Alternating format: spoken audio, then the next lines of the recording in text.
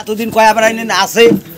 তোমার উলের দরকার নেই না মুরব্বিরা দেন তুলি উঠাই দেন যে দায়িত্ব দিলেন সভাপতি হ্যাঁ মুরব্বিরা আইসো অতুল ভাই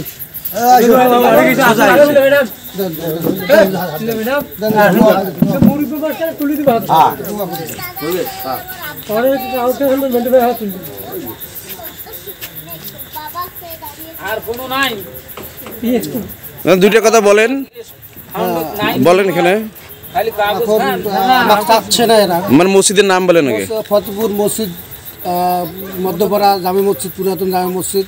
আমি এতদিন দায়িত্ব পালন করছি এখন আজকে ওরা চাচ্ছে না জি এই কারণে এখন সবাই গ্রামের এক হয়ে গেছে জি এখন সভাপতি সেক্রেটারি এরা মানে চাচ্ছে না আমাদের অপরাধ বিচারে যেন বিশৃঙ্খলা না হয় এই কারণে আমাদের অপরাধ এইটা ওরা কথা বলতে পারে নাই গ্রামের লোক কেউ কথা বলতে পারে নাই এই কারণেই আমাদেরকে আর রাখবে না আচ্ছা তা এখন তো না রাখে এখানে তো আর আমাদের আর কিছু করার থাকবে না না কিছু করার নেই আমাদের তোমার আজকে সভাপতি আবার নতুন করে কে হলো নতুন করে ওই যে আমাদের মেন্টু রহমান মেন্টু আর সেক্রেটারি এই যে রুবেল বিন আইসেন না আসেন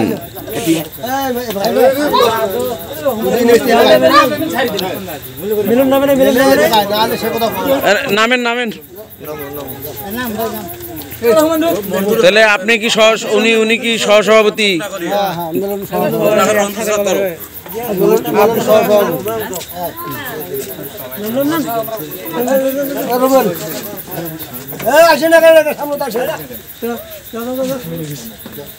তোমরা খালি মত পেছন থাকবেন মুই সামনে থাকো মরলে মুই মরিম তোমার মারা লাগবে না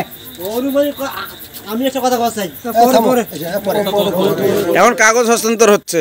এখন বর্তমান যে সভাপতি সেক্রেটারি এবং সহসভাপতি নতুন সভাপতি সেক্রেটারি এবং সহসভাপতির হাতে এনাদের কাছে যে কাগজপত্রগুলো ছিল সেগুলো আজকে হস্তান্তর হচ্ছে এবং এখন থেকে নতুন কমিটি দায়িত্ব পালন করবে আপনারা যারা আছেন অন্যান্য মুসল্লি তারা ওনাদের পাশে থাকবেন এই তো ইসলাম সোহেল দীর্ঘদিন থেকে ফতেপুর জামে মসজিদ এর দায়িত্বরত অবস্থায় ছিলাম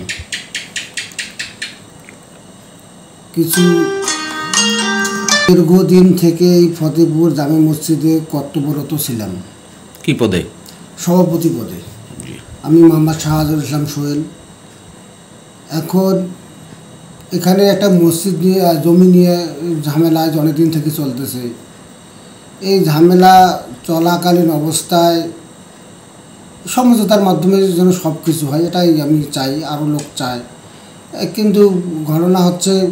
এখন এই কিছু ভুল বুঝাবুঝির কারণে আমার তারা ভুল বুঝলো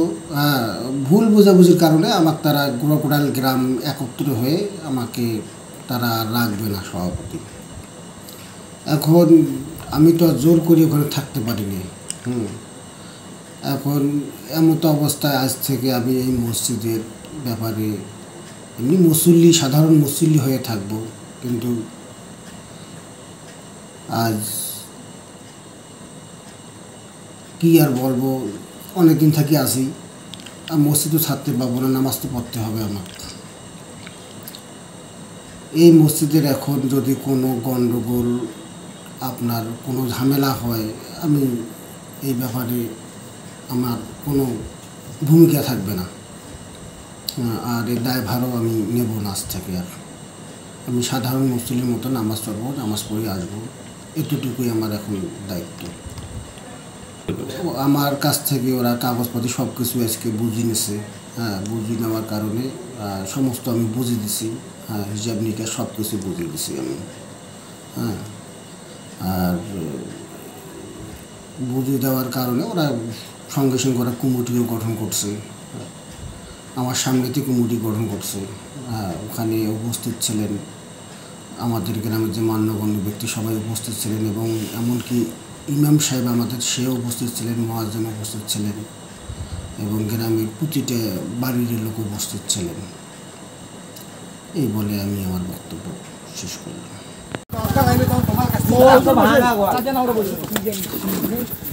মোর ভাঙা ঘর মুইকে মুই ওই কাগজ চুরি হয়ে যাবে কাগজ। হ্যাঁ না মোর ওটা ছোঁয়া যাবে না ও গাড়ি